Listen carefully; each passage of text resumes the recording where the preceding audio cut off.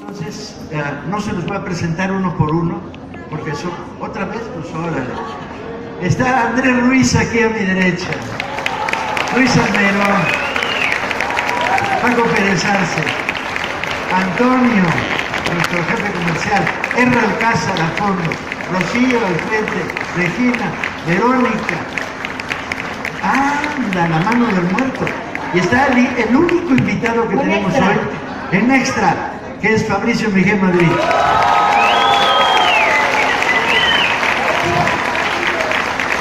Eduardo Limón, Sofía, ¿quién me faltó? Nadie. Aquí están Sandra y Marilina. La razón de que estemos aquí es que vamos a contarles qué está pasando con 21 por 21 a lo largo y ancho de todo el país.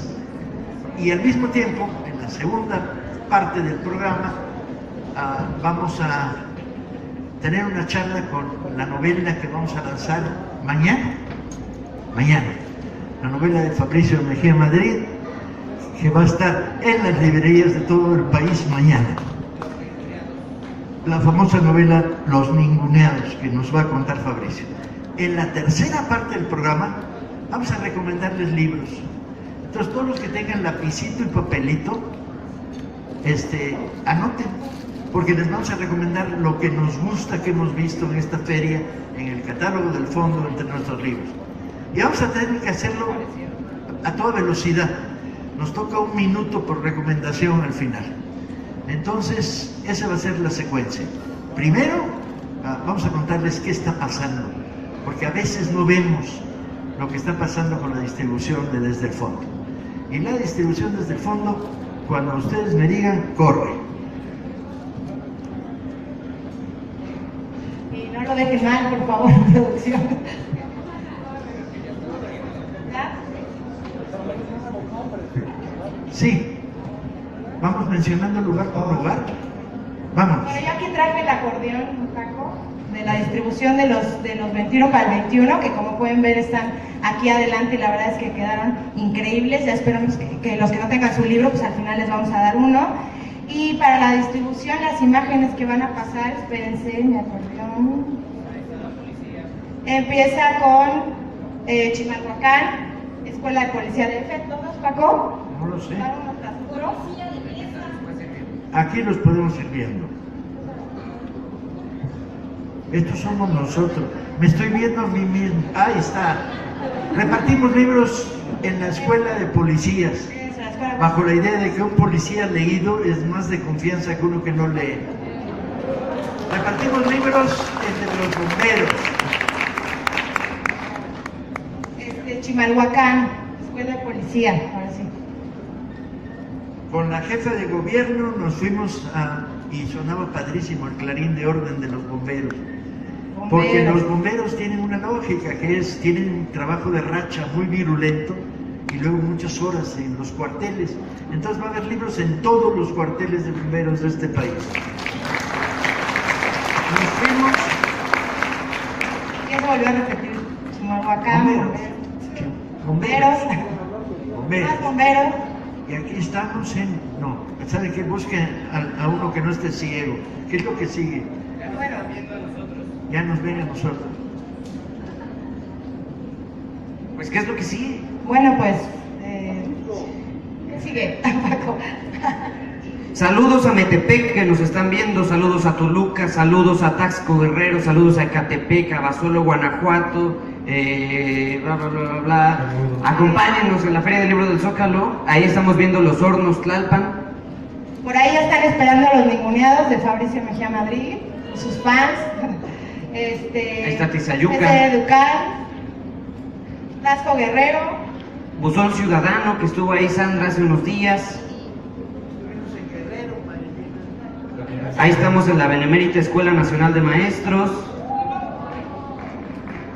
Estuvimos en Tixtla, estuvimos en la costa de Chiapas, en Pijijiapan, en Tonalá, en Arriaga, en Mapastepec, repartiendo libros. Estuvimos con la policía de Mesa, fue el primer lugar donde entregamos libros, fue con la policía de Mesa, Ecatepec. En el hospital Ajusco Medio. En la UACM, la Universidad de Coahuila, en San Salvador Normal del Meche. Cualquier. Y el Meche se reabrió, compañeros. La normal que fue cerrada durante años por el gobierno de Peña Nieto se reabrió, y en la reapertura regalamos a todos los alumnos que se incorporaban libros en el Meche. Estuvimos en San Salvador Normal del Meche. En el pueblo de San Salvador, al lado del Meche. Estuvimos Ermita en Zaragoza. Ermita, donde cada vez que se entregaba una casa reconstruida después del temblor, entregamos libros. Y al mismo tiempo se entregaron libros en las 115 librerías del Fondo de Cultura de Educal en todo el país. Todo lo que había que hacer era decir: mándenme un libro de 21 para 21 y ir a recogerlo. Bibliotecas de la UNAM, Paco, también fueron. Estuvimos en las bibliotecas de la UNAM. Este fin de semana vamos a distribuir libros a las Guardias Nacionales y al Ejército. Nos parecía muy importante.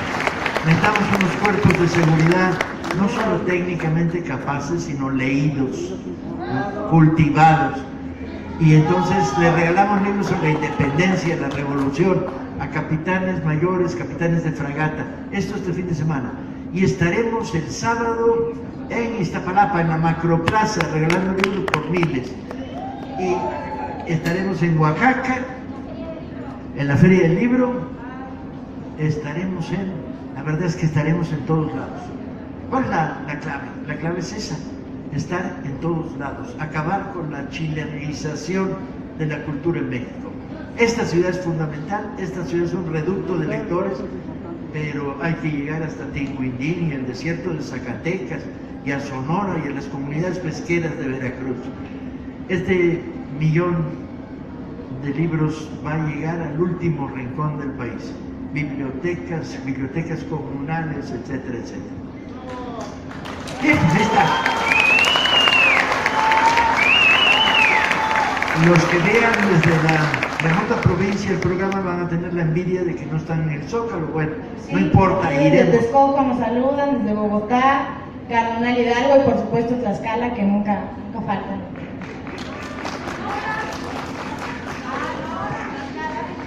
También siempre nos saluda, arriba al norte.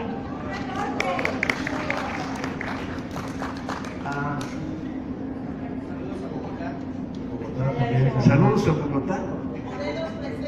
Morelos presente. Ok. A Colman, Estado de México. Llegaremos a Acapulco la semana que viene. 11 de noviembre estaremos en Acapulco. Una semana más. Pues eso sí me puedes invitar a Acapulco. A compartir.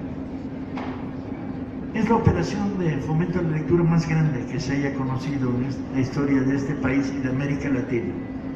Y no queremos que lleguen y se pongan en el escritorio de un funcionario público para que diga: aquí está mi colección. No, queremos que lleguen a lectores, a posibles lectores y a lectores no habituales que quieran reemprender el camino de la lectura. Ahí está, pues, 21 para 21. Y empezamos a cruzar las manos para 22 para el 22.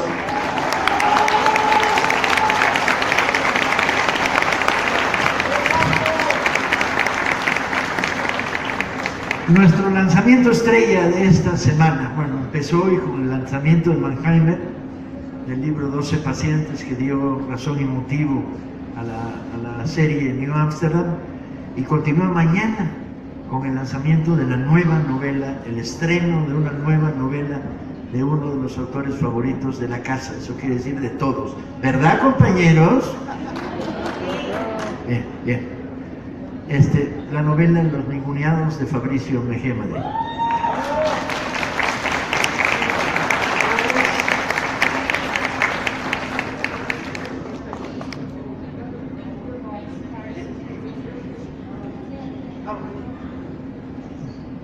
Bueno, pues Fabricio Mejía Madrid, pues, es uno de los escritores más reconocidos de México y nos da muchísimo gusto tenerlo aquí. Digo, yo estoy como invitada, pero me tocó recibir esa novela Los Ninguneados y ahora nada me da más gusto que esté ya publicada y que esté aquí para contarnos un poco de dónde viene esto, de dónde Los Ninguneados. Bueno, buenas noches, muchas gracias por haber venido. Es un gusto volver a la feria del libro más popular, más combativa, más participativa que hay en México. Es un gusto estar con ustedes esta noche. Les platico un poco de qué va esta nueva novela, Los Ninguneados. Como ustedes saben, el ninguneo es una palabra que significa menosprecio. Y esta novela es una novela sobre el menosprecio y sus consecuencias.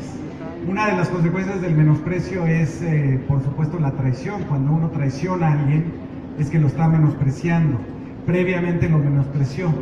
Y cuando a uno lo traicionan, lo primero que se pregunta no es por qué lo traicionaron, sino desde cuándo. Sobre esta base, digamos, este libro es, digamos, se dice al principio de la novela, que es como una vasija rota. Cuando uno rompe una vasija y la trata de pegar, hay que ver en qué, cómo vuelve a encajar, cuáles son los pedazos que de plano ya se perdieron y ver cómo queda nuevamente, ¿cómo se dice eso? Reinstalada, resanada, recompuesta, rearmada, esa era la palabra que estaba buscando, rearmada y repegada. Y bueno, hay un arte con todas las de la ley de los japoneses, que es la restauración de lo roto. Le ponen, en lugar de pegamento, le ponen oro para que se vea, digamos, cómo se rompió, cuáles son las cicatrices y tenga un valor extra haberse roto. Bueno, sobre esa base, esta novela reconstruye una vasija que tiene dos partes, se rompió en dos partes. Una parte es la historia de dos hermanos, los hermanos Jaramillo, en los 80s. Pertenecen a una familia que creyó en las expectativas que les decían en la televisión, en las revistas, en las Cosmopolitan, de lo que era una familia ideal, y finalmente no tenían la familia ideal y esa familia se destruye. Estos dos hermanos se dejan de ver y la novela comienza cuando uno de los hermanos, llamado Manuel, recibe una llamada de la policía veracruzana y le dicen: hemos encontrado a tu hermano Fabricio, que se llama igual que yo, muerto. Y entonces esta novela es el viaje de Manuel hacia su hermano Fabricio, que está en Veracruz, supuestamente, hay que verla para saber por qué supuestamente, para ir a buscar el cuerpo. Y en ese otro trayecto se arma la otra parte de la vasija. La otra parte de la vasija es la historia de otros dos hermanos. Estos dos hermanos, los dos se llamaron Martín, los dos eran hijos de Hernán Cortés. Uno de ellos era hijo de la Malinche y otro era hijo de Catalina la Española. Por lo tanto, uno de los hermanos fue el primer junior de América y el otro de los hermanos Martín fue el primer ninguneado de América. Y se cuenta la historia de esta conquista que seguimos discutiendo, afortunadamente, y la seguiremos discutiendo, así sea en otras décadas, cuando esta república siga siendo república, y el pegamento, el oro que se usa para armar esta vasija son varias cosas. Una, por supuesto, el término ninguneo, el menosprecio de unos frente a los otros, por supuesto la idea de la traición, y una idea que me parece que estamos empezando a discutir ahora en el país con estas conmemoraciones del sitio a Tenochtitlán, y la caída de la Ciudad de México, que es esta historia del mestizaje con la que nos educaron a todos los que estamos aquí, que es unos españoles derrotaron a unos aztecas, a unos mexicas, y desde entonces todos somos iguales porque somos una mezcla. Bueno, esta historia, si uno la mira con cierto detenimiento, no es así. En realidad invisibilizamos, hicimos invisibles, silenciamos a una muy buena parte de lo que pasó en esa conquista, que fueron los indios conquistadores.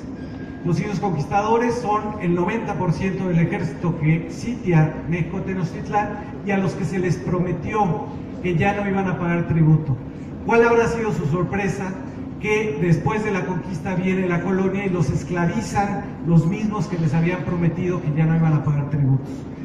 ¿Cuál habrá sido también la sorpresa de Hernán Cortés, que cree que va a ser el virrey y no le dan nada desde la corona española? ¿Cuál habrá sido la sorpresa del propio Bernal Díaz del Castillo, cuando él, siendo un soldado casi ubicuo según sus propios testimonios, no le dan ninguna tierra más que en Centroamérica, donde no obtiene ganancia de la explotación de los indígenas, ¿no? Y entonces esta idea de que la deuda, lo que se nos debe es la identidad nacional, es una de las ideas que se exploran en esta novela. La otra idea que se explora del menosprecio y del ninguneo en la novela es esta promesa de la familia ideal, volviendo a los hermanos Jaramillo, esta promesa de una familia que va a progresar con el tiempo, cuyos hijos van a tener más oportunidades que sus padres, y esto resulta que no es así. Viven la crisis de los 80s, que empieza en el 82, cuando empieza el neoliberalismo en México, y no termina hasta el final de la novela, que son los primeros años del siglo XXI. Y entonces esa promesa tampoco se cumple, y la deuda está ahí en el centro de ese jarrón roto que he tratado de restaurar haciendo esta novela. Muchas gracias.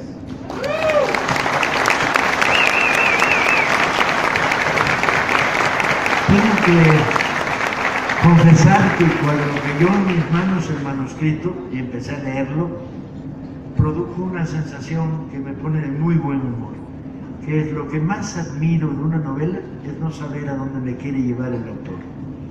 O sea, cuando una novela se vuelve previsible, lees las primeras 50 páginas y dices, no, qué huevo, fue el pinche mayordomo, como no, era primo de Peña Nieto, entonces no, y esa novela no me interesa. Entonces, lo que Fabricio logra permanentemente en su literatura, y en la mejor de su literatura, es no saber a dónde saber él, y que no sepas tú a dónde te quiere llevar. Y entonces, en el entresijo de la historia de los hermanos Jaramillo, además me los cambia de nombre a cada rato, porque uno se convierte en el otro y uno en el uno, miente, engaña, tienen historias fantasiosas todo el tiempo. Y no solo, el origen es, uno de ellos se suicidó, el que se llama Fabricio, parece, pero luego parece que no. Spoilers, Paco. No spoileo, parece que se suicidó, lo dije correctamente. En Veracruz, vaya lugar para suicidarse. Y no estoy spoilando, estoy adelantando la trama y la tensión de la trama. Pero además los hermanos son pensadores de la conquista y reflexionan sobre ella. Entonces los temas que ha apuntado inteligentemente Fabricio están en el diálogo entre ellos.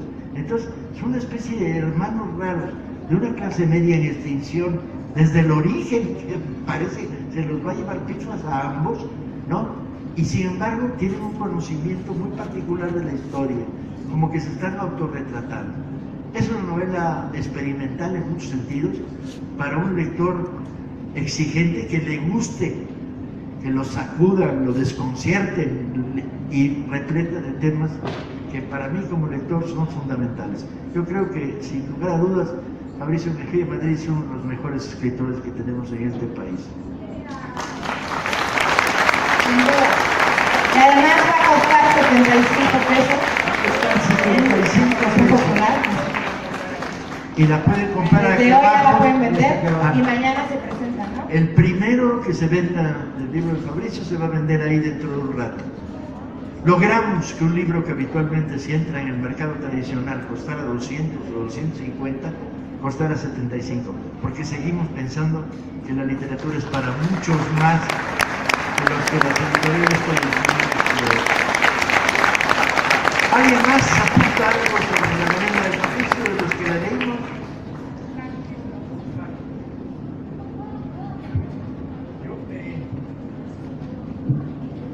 Yo lo que diría, ahora que escuché la reseña que hace Fabricio de su propia novela, lo que diría es que hay cosas que se pueden decir mediante el ensayo y cosas que solamente se pueden decir a través de una novela.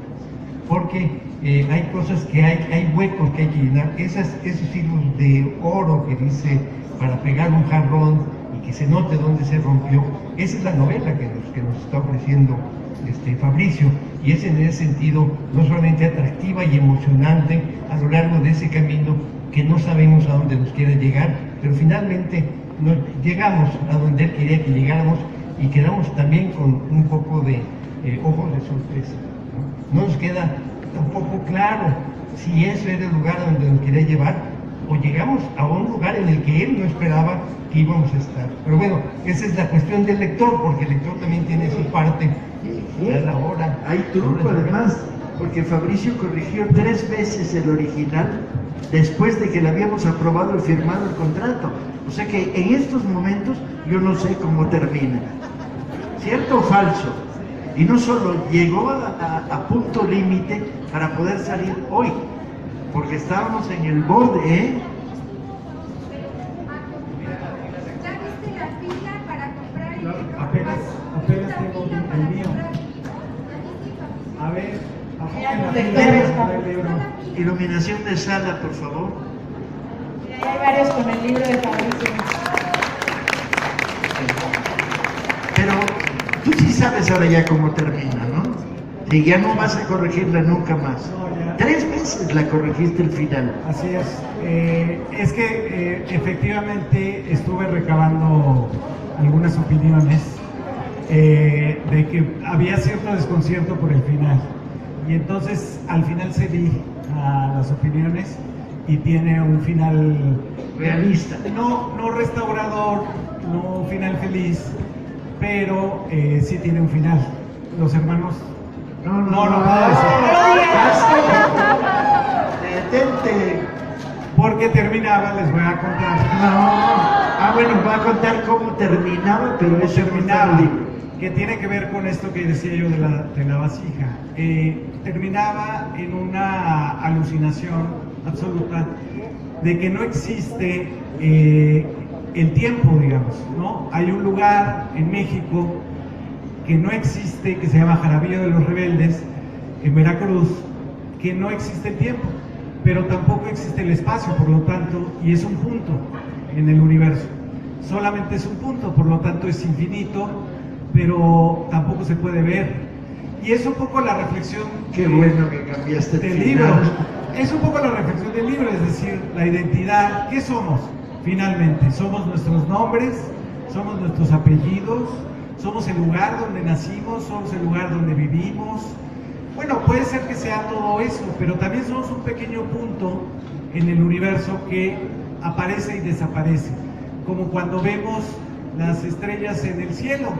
Cuando vemos una estrella en el cielo, muy probablemente estamos viendo una estrella que ya no existe. El único presente es el que nosotros tenemos y estamos viendo hacia el pasado cuando vemos las estrellas. Entonces, ese punto es finalmente la identidad, y también podríamos decir que ese punto es la historia. Cada vez que la miramos, la estamos cambiando. Eso fue el final que yo leí, así que me da gusto porque ahora puedo leer otra novela, ¿no? Si queda alguna. Que no interrumpan. Vamos a sacarle el jugo a Fabricio. Yo tengo una pregunta clave y fundamental, que es, de los 2 hermanos hay uno que es más loco que el otro. Bastante más loco, aunque luego cambian papeles. ¿Por qué decidiste el hermano más loco llamarlo Fabricio? Es una burla de una cosa que estuvo muy de moda entre ciertos escritores latinoamericanos, que se llamaba, válgame el cielo, autoficción. No era biografía, no era, era quién sabe qué cosa, era uno de estos términos que le ponen las editoriales para influir en el mercado y decir, hay algo nuevo que se llama autoficción. Entonces yo me estoy medio burlando de eso al ponerle Fabricio a uno de los personajes, porque así confundo al lector todavía más, diciéndoles qué tal que esto es autobiográfico. Sí, pero la pregunta no la respondiste. ¿Por qué de los dos hermanos escogiste llamar al Fabricio al más loco? Ah, porque es el que tiene más problemas con el propio nombre que le pusieron. Imagínense, se llama como el de la Cartuja de Batman y se llama como el del Gato Pardo. O sea, que son personajes nefastos, son tontos los dos personajes Fabricios de la narrativa italiana. Y entonces el personaje se queja de eso y dice, me pusieron Fabricio seguro porque mi mamá quería que yo fuera un tonto, un bobo, ¿no? Y entonces tiene más problemas que Manuel, que tiene otro problema con el nombre, que es que así se llama su papá y así se llama su abuelo. Entonces lo ningunean tanto el papá como el abuelo porque siempre va a ser el menos Manuel de los tres. Me gusta eso del menos Manuel. Gracias, Fabricio. El libro ya está corriendo y al rato Fabricio podrá bajar a firmarse los tres. ¿Ya se acabaron? Ya no hay. ¿Cuántos trajiste? Ya no van a traer más. ¿En serio? Quedan. Ahí está, no sean calumniadores, todavía quedan ejemplares. Ya iba a componer el asunto. Bueno, y por aquí los lectores de Fabricio, Mauricio Cruz dice que está leyendo a Bruno Arpaya y luego se va a apuntar a leer a Fabricio. Varios preguntan que ya la quieren leer, que cuándo va a llegar a librerías de provincia. ¿Cuándo será? Por ahí. Luis y Antonio, 20 días. que son los que pagan la culpa de cuándo va a llegar a ¿Cuándo va a Tampico. llegar a Texcoco, a Tampico, a Mérida? 20 días para las librerías de provincia más lejanas, si es que existe eso que llamamos provincia. Compañeros, vamos a la última parte. Gracias, Fabricio. Vamos a la última parte de este programa. Vamos recomendando libros a toda velocidad, un minuto por cabeza. Andrés, arrancamos.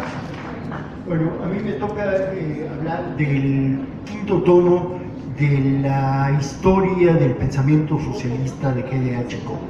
Esta parte de los 8 volúmenes de la historia del pensamiento socialista se compone de 2 volúmenes, el 5 y el 6, y tiene que ver porque empieza con la formación de los grupos y los partidos socialistas en el siglo XIX y termina con el laborismo en Gran Bretaña.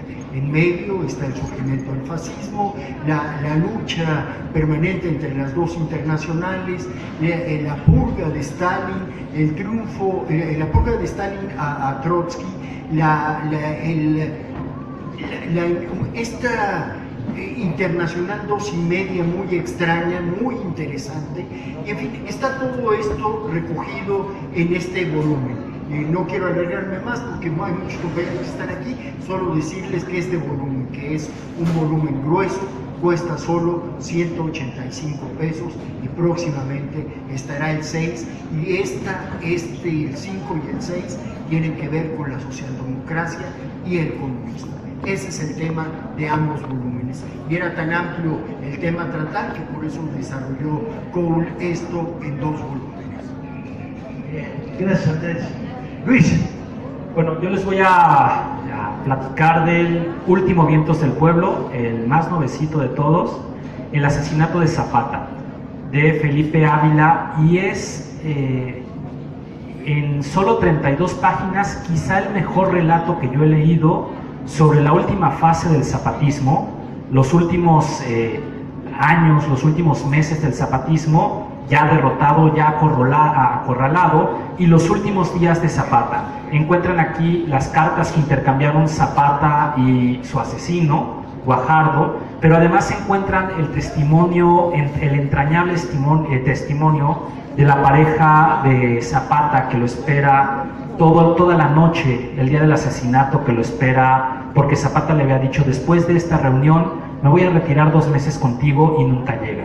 Es un relato redondo, muy bien narrado, y por si fuera poco, déjenme platicarles de algo muy importante de este libro, y es que tiene las ilustraciones, las últimas ilustraciones que realizó en vida nuestro queridísimo Antonio Helguera. Y es un honor para nosotros presentar este libro con sus últimas 5 ilustraciones. Solo 14 pesos, de verdad.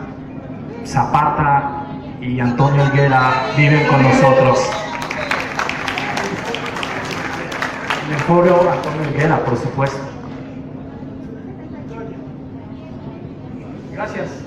En el Fondo de Cultura Económica publicamos un libro clásico que es la antología del cuento hispanoamericano de Seymour Menton.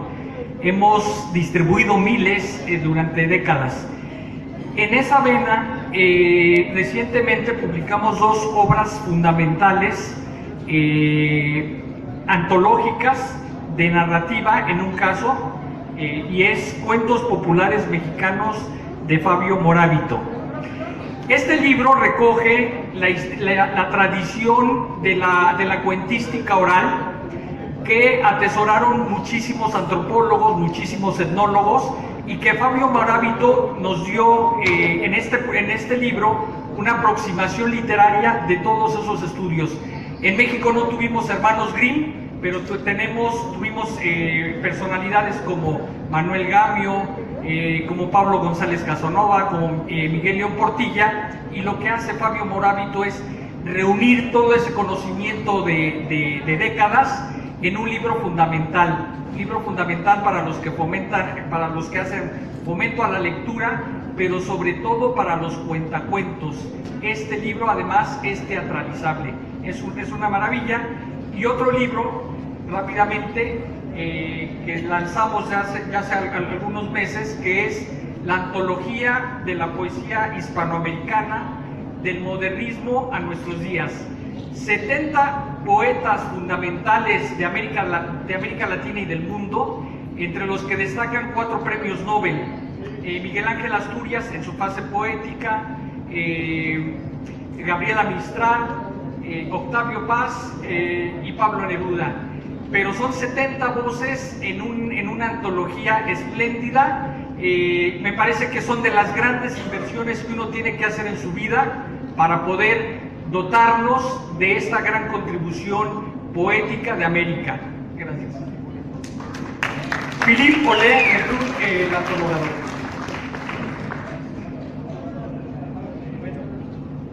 Yo voy a hablarles de una colección, la colección de historia del Fondo de Cultura Económica, una colección que es absolutamente indispensable para cualquier gente que quiera estudiar la historia de México y en general la historia. Es una gran colección que tiene mucho tiempo.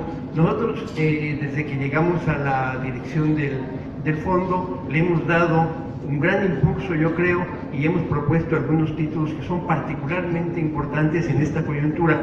Solamente les voy a mencionar 2 de esos libros que tienen mucho que ver con lo que necesitamos saber y estudiar en el momento actual de lo que está pasando en nuestro país. Uno es el libro El Camino Obrero, Historia del Sindicalismo Mexicano desde 1907 hasta 2017. El autor es Saúl Escobar. Se trata de un libro que es necesario. No hay otro libro en ninguna editorial que se le parezca. Una historia del movimiento obrero desde la Revolución hasta 1917, muy legible, muy bien narrado y sobre todo con información documental, muy bien documentado, quiero decir, y muy seriamente tratado. Y el otro es indispensable para entender lo que ha pasado con el movimiento obrero y en qué situación nos encontramos ahora.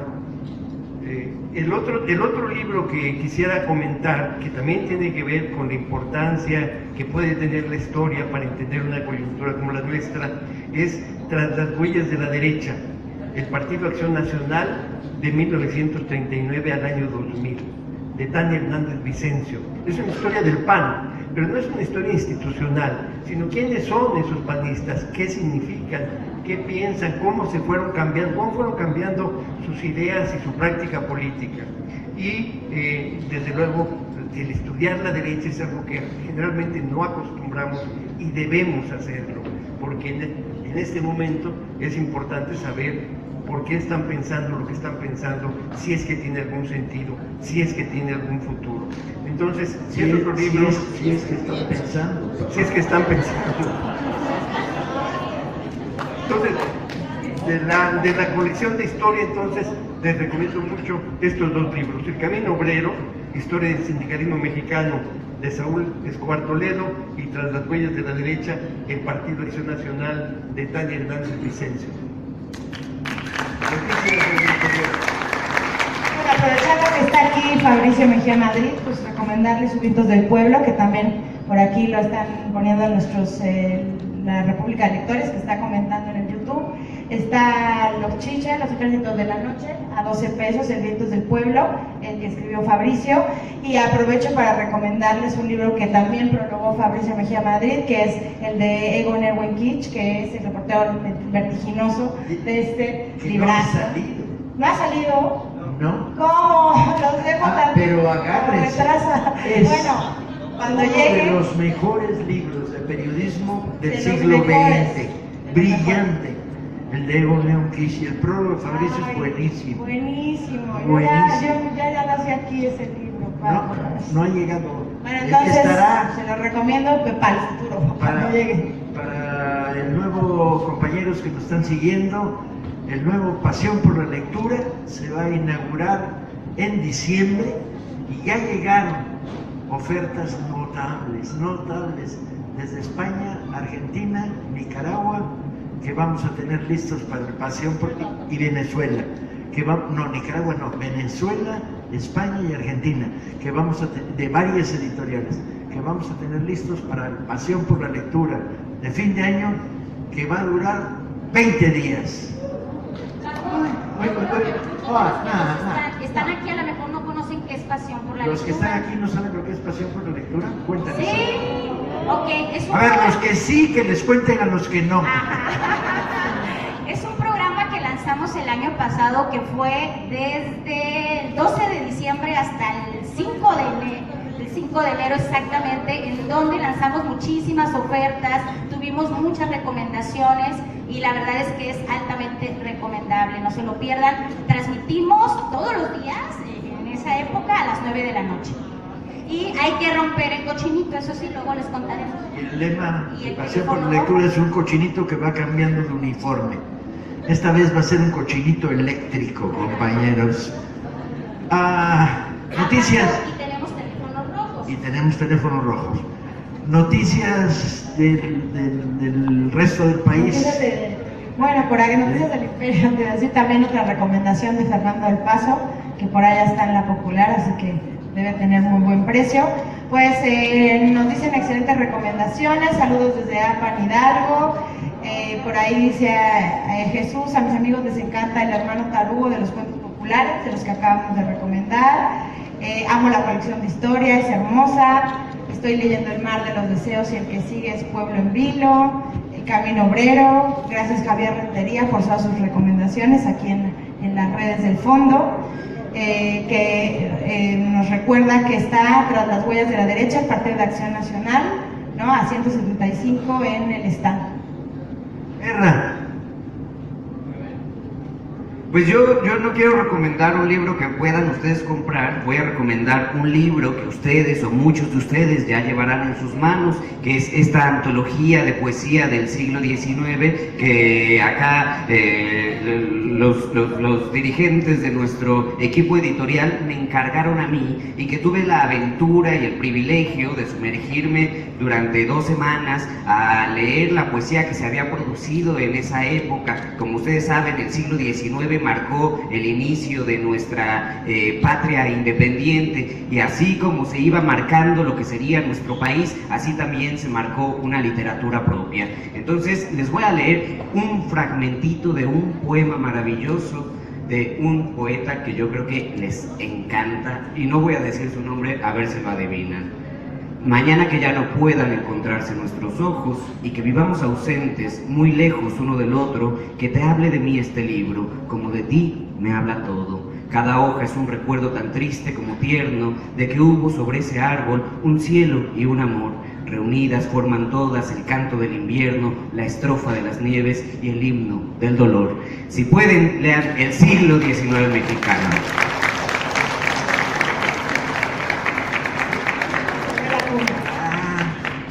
Tengo que volverlo a leer, porque cuando lo leí primero me pareció cursi el poema que le gusta a Erra, y entonces tengo que volverlo a leer. Tengo que corregir muchos de mis gustos, yo creo que es la edad. Rocío, ¿qué recomiendas tú? Ya recomendé, pero sí, es que yo quería recomendarles de los 21, porque quizá los ven aquí y no saben cuál escoger. Bueno, a mí me gustan varios, pero les recomiendo muchísimo el libro de Vacío de Josefina Vicens, esta escritora que es fascinante, porque fue como Juan Rulfo, pero mujer, o sea, solo escribió dos novelas, ¿no? Y una de ellas es este libro Vacío, que cuenta la historia de un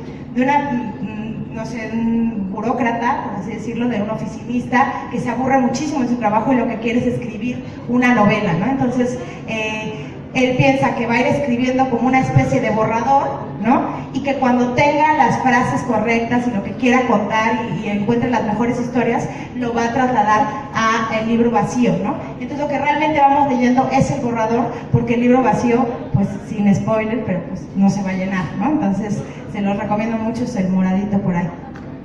Verónica.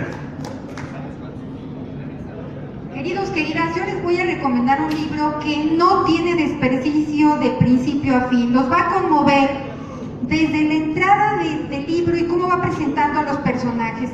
El autor es Heinrich Böll, o Bell, porque tiene una diéresis en la O.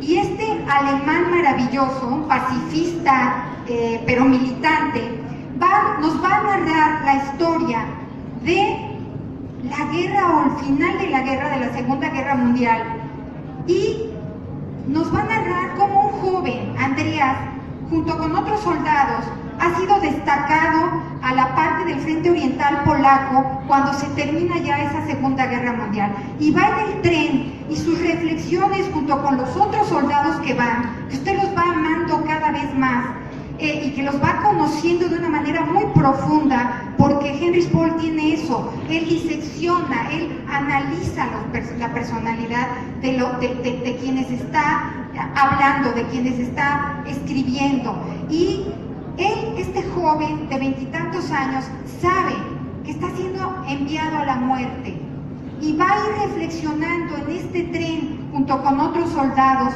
sobre que él no quisiera morir, que él es muy joven, en fin. Pero les quiero decir un poquito más. Esta novela se escribió en 1949 y es impresionante su vigencia. Me voy a permitir hacer aquí un paréntesis. Yo acabo de terminar de escribir y de publicar una novela que tiene que ver precisamente con la historia de los vencidos de la Segunda Guerra Mundial y de unas mexicanas que por X razón estuvieron en esa guerra y al final de la guerra, y cómo la historia de los vencidos no ha sido contada del todo. Sin embargo, Heinrich Böll, que ustedes de verdad les recomiendo enormemente que lo lean, él es el que va a promover lo que se llama la literatura de los escombros, esta literatura de los vencidos, esta literatura de la que nadie habla, y Heinrich Böll lo hace de una manera magistral. Sé que vienen otros 2 libros de él, empiecen por este, cuesta solo 75 pesos. Heinrich Böll, y se llama El tren llegó puntual. Un extraordinario libro de uno de los grandes escritores, premio Nobel 1972. Heinrich Böll, El tren llegó puntual. Gracias.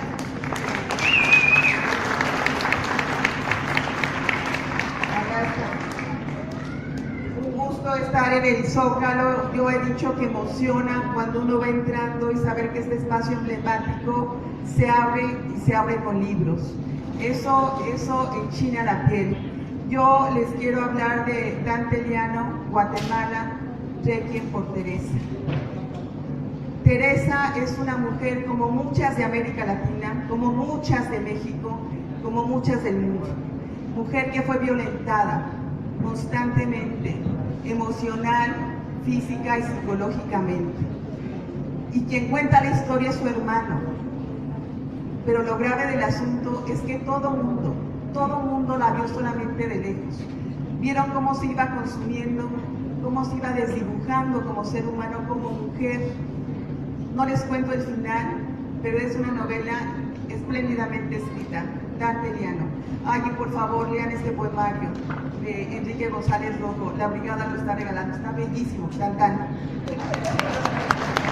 Me consta que no nos pusimos de acuerdo, que no dijimos este libro hay que promoverlo por razones comerciales, que lo único que dijimos a todo el equipo es tienes minuto y medio para contar un libro que quieras promover. Y como verán, la diversidad de gustos es potente. Regina, atrás de mí. Hola. Te la encomiendo. No, vengo a entregarte a mi criatura. Te la entrego. Te la encomiendo para que todos los días, como se lleva el cántaro al río para llenarlo, lleve su corazón a la presencia de los beneficios que de tus siervos ha recibido. Para que nunca le falte gratitud, que se siente ante su mesa, donde jamás se ha sentado el hambre, que bese el paño que la cubre y que es hermoso, que palpe los muros de su casa, verdaderos y sólidos. Esto es nuestra sangre y nuestro trabajo y nuestro sacrificio. Este es el diálogo de Rosario Castellanos y su nana en Comitán, de quien se tuvo que despedir cuando empezó el conflicto entre los terratenientes y los trabajadores indígenas en Comitán en las primeras reformas agrarias de los años 30 con Lázaro Cárdenas. Es la primera novela de Rosario Castellanos, está en la colección popular, cuesta 50 pesos y también es parte de la colección de 21 para el 21. Se las recomiendo muchísimo y pues nada más porque es una escritora mexicana y fue mujer. Bueno, ese Balón Canales, esa rosa que justo se cayó.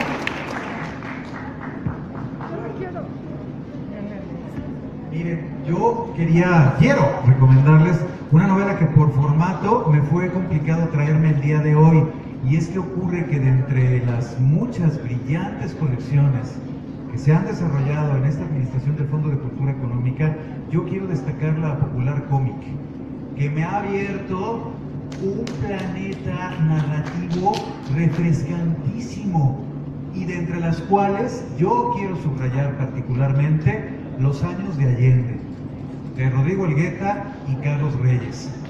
Una historia que por dramática y dolorosa nos ayuda a comprender una zona importantísima de la historia latinoamericana contemporánea, que es la historia del infaustísimo golpe de Estado perpetrado por los asesinos al mando de ese otro grande asesino que fue, detestable asesino que fue Pinochet, en contra de Salvador Allende. A través de la gráfica logradísima de Elgueta y el guión espléndido de Carlos Reyes, uno vislumbra sí el hecho histórico en concreto, pero también están las capas, la zona narrativa que, por lo menos ese fue mi caso como mexicano, no muy conocía o no muy comprendía de lo que estaba sucediendo en la sociedad chilena días antes de que se perpetrara el golpe de Estado, y que a la luz de la contemporaneidad que estamos viviendo resulta fundamental comprender. Entonces, bueno, vamos a tener que interrumpir. Dos minutos. Ay, caray, bueno, pues ahí está entonces. Ya está. Pero digo, de Carlos Reyes, Los años de Allende, Popular Cómic, láncense cuanto antes al leerla y debe estar. Un minuto, Sandra. Un minuto. Bueno, no podría faltar en nuestras recomendaciones nuestra colección infantil y juvenil, por cierto, que es súper exitosa. Les recomiendo Salvajes de Antonio Ramos Revilla. Esta es la historia de Efraín, un chico adolescente que vive en Monterrey en unas condiciones paupérrimas de muchísima pobreza y que a raíz de un suceso su mamá tiene un novio que le regala un colchón y ese colchón resultó robado. De ahí apresan a la mamá con violencia no voy a espolear. Y a partir de ahí, esta familia, estos hijos tratan de que la mamá salga de la cárcel. Se van a enfrentar a muchísimos problemas y bueno, no sabemos si van a lograr sacar a la mamá de la cárcel. Un minuto, Marilena. O menos. Los invito a todos a firmar un pacto de sangre en que nos comprometamos a derrocar el régimen capitalista y burgués.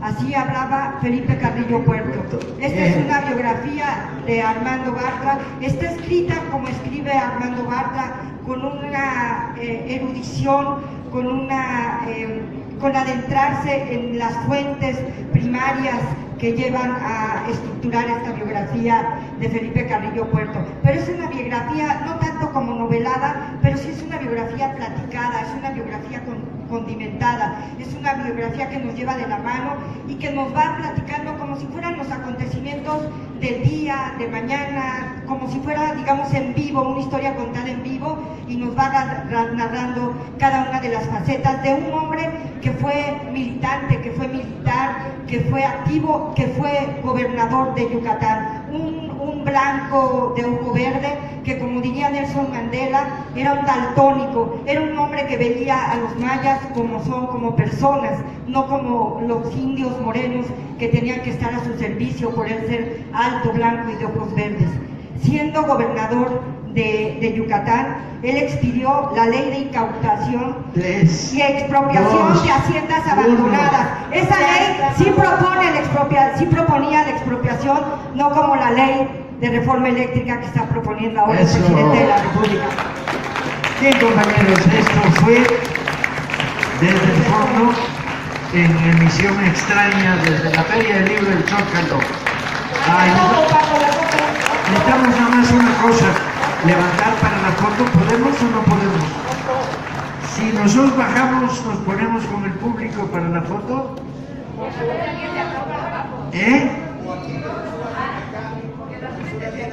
Ahí está Penagos. Ok. Aquí hay libros.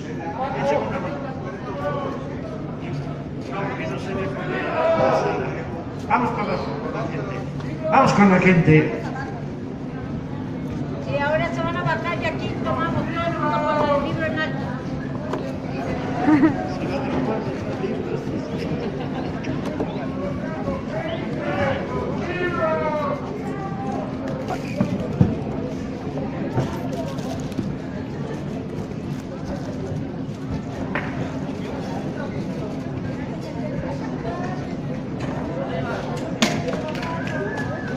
Arriba, así. Sí. Buenas noches, esto fue el fin de la jornada del miércoles de la Feria del Libro del Zócalo. Esto continúa, compañeros. Mañana a partir de las 11 de la mañana estaremos teniendo conciertos, charlas, todo tipo de cosas. Aquí mero va a haber un concierto en homenaje a Botellita de Jerez, nada menos, con su